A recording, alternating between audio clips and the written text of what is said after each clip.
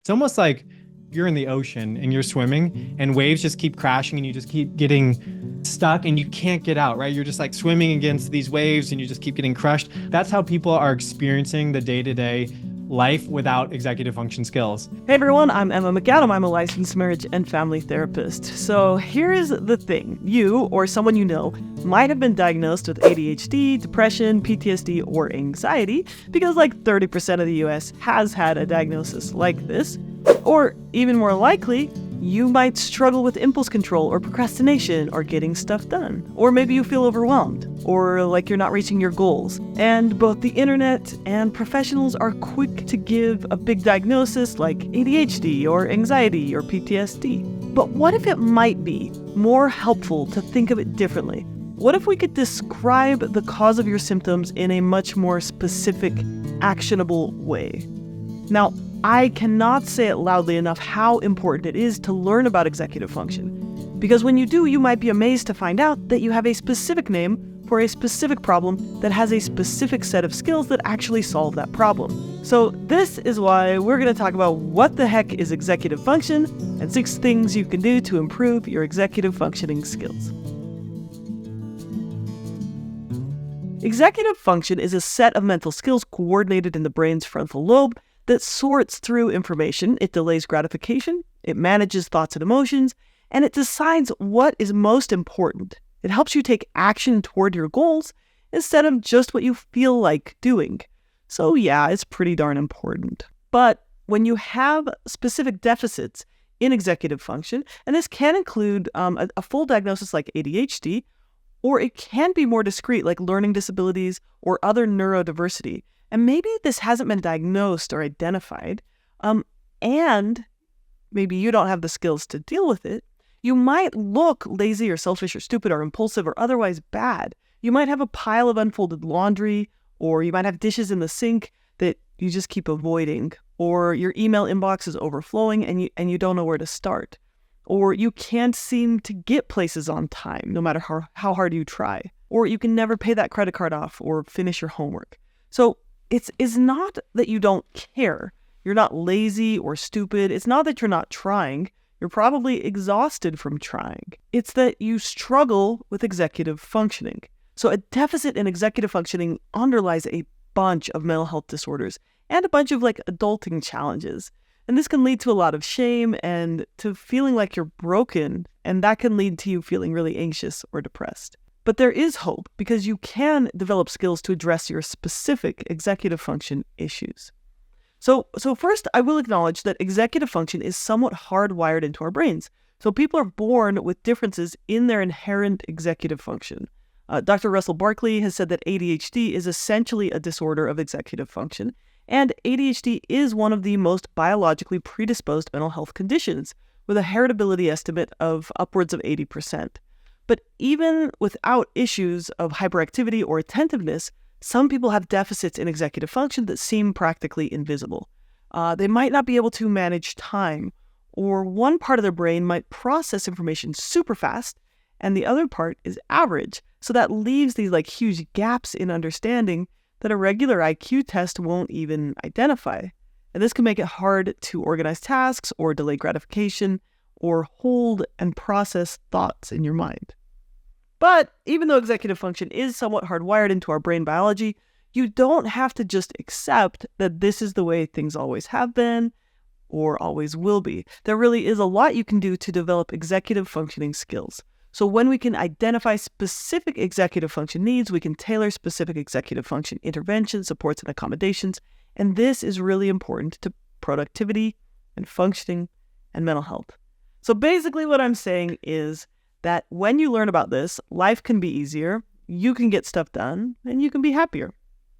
So let's explore what executive function skills are, why they're so important, and what you can do to strengthen them. And then in the next video, we're going to talk about how deficits in executive function can directly contribute to other mental health conditions like anxiety and depression. So what are executive function skills? To learn more about this, I talked with Sean McCormick. He's an executive function coach. So your executive function skills are the skills or tools that help you reach your goals. And executive functions are a set of cognitive processes that you can develop by working on those skills. So what he's saying is that executive function is your ability to plan, organize, start, and finish tasks. It's like the air traffic controller for your brain. Your executive function takes a big picture view of all the things going on, decides which ones are most urgent, which ones are most important, and how to solve any problems that come up. It's a super important part of your ability to function, to regulate emotions, and to succeed. And then the processes of your executive function can be managed by various skills. So Sean has an acronym for these skills. Because there's so many different skills, I've come up with this acronym POSITIVE to help people understand some of the skills you can work on. So POSITIVE stands for planning, organization, self-management, inhibition. Time management is the T. The next I is initiation of difficult tasks. V is visualizing outcomes or using your nonverbal working memory. And then E is evaluating priorities. So can you actually identify what the next most important thing is in your kind of domain of things that feel like they're priorities? Okay, why is executive function so important? There's a major study done on executive function skills by this lady named Dr. Adele Diamond. And if you Google her, there's videos of her teaching the Dalai Lama about executive function skills. And she did this study called Executive Functions. And it's one of the most cited studies across all research disciplines. And basically what she found in it were that executive function skills improve your quality of life. They reduce the potential of divorce. They improve societal mental health outcomes. And for students, they actually predict better long-term success in school, higher rates of graduation. So executive function skills are highly critical for a high quality of life. So that's the kind of fact in the research. That's what it tells us. But then as an executive function coach, I've worked with so many students and adults who their lives were significantly impaired by a lack of executive function skills. It's almost like you're in the ocean and you're swimming and waves just keep crashing and you just keep getting stuck and you can't get out, right? You're just like swimming against these waves and you just keep getting crushed. That's how people are experiencing the day-to-day life without executive function skills. Developing executive function skills is like getting that surfboard and being able to ride those waves and actually have a good time, knowing that you can't ride every wave at the same moment, but you can ride one, have a good day, and then paddle out the next day and catch another good wave and make progress towards your long-term goals. Now, most of us know that we struggle in one of these areas, but most people also just assume that they are lazy or undisciplined or stupid, or that they just need to try harder. And usually this isn't a very helpful strategy.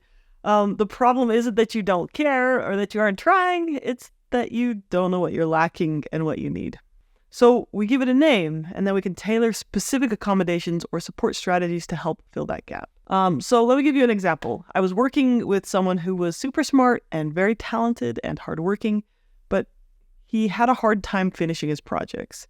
So he would work longer hours and do more research and work harder and harder and still struggle to finish his projects. Finally, I gave him an assignment to write an article on time blindness, which relates to a specific executive function deficit in your ability to keep track of time. So after he researched it, he came back to me and said, wait a minute, I have time blindness. He had never heard of that term, but for once he had a word for it. And then he could learn a bunch more about it and learn a bunch of strategies to help him, like setting visual reminders and alerts and timers, using a visual calendar and an app specifically designed for time blindness. And because he had a name for it, he started being more productive. So with each of the areas of executive functioning, there are specific strategies and interventions we can use to help ourselves.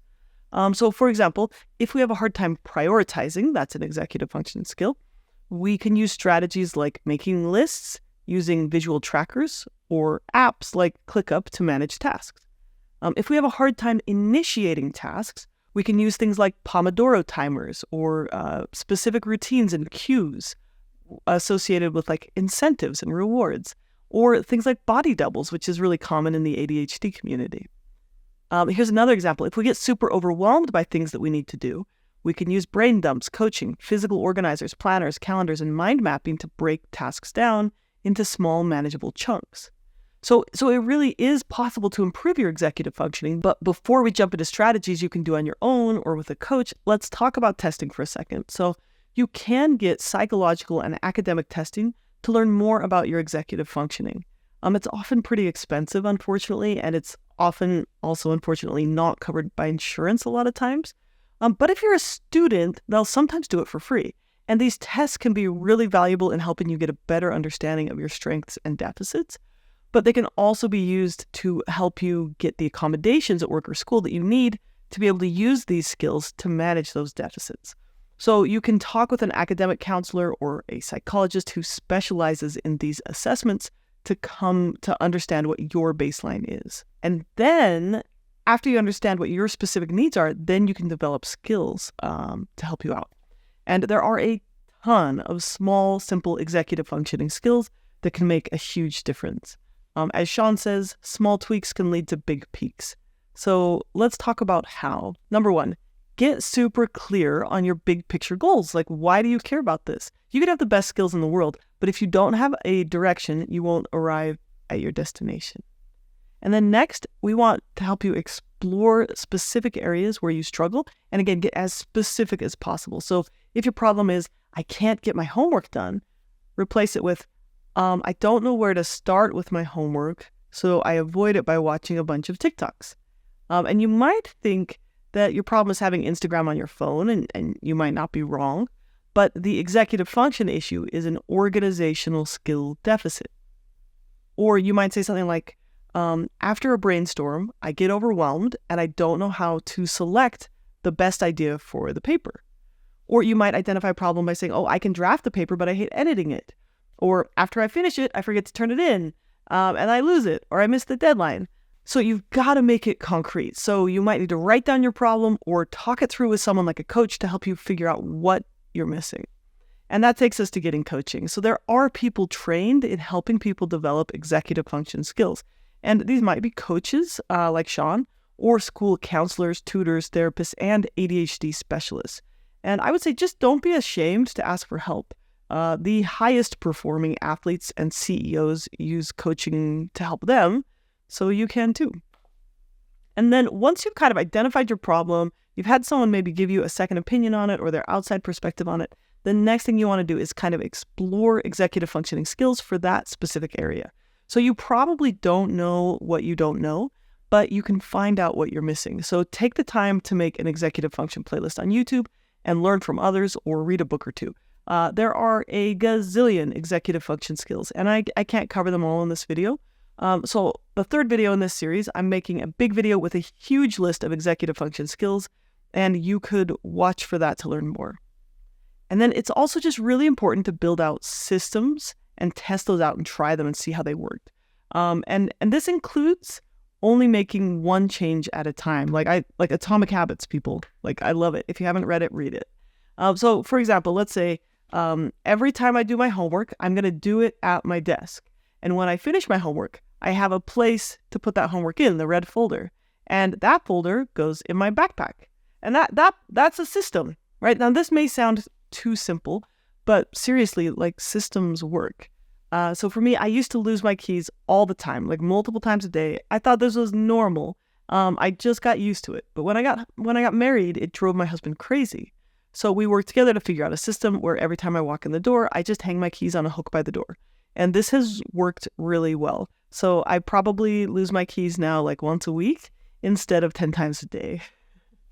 So systems can be really important. And once you build out good ones, the systems turn into routines, and they can become almost automatic. They require less and less energy over time. And then, if we are looking at executive functioning, there's the big three for brain health: sleep, exercise, and good nutrition. Anything that can help your brain health can improve your executive functioning. Okay, so just to summarize, executive function is your brain's ability to start and finish tasks, remember things, think flexibly, delay impulses, and organize and prioritize things. Some people have biological deficits in their executive function, and most people also need to learn and develop executive functioning skills to really be able to get stuff done and to live the life that you value. So with coaching and practice, you can develop stronger executive function skills, and it can help you improve your emotional regulation, your relationships, and your productivity. Okay, hope you found that helpful.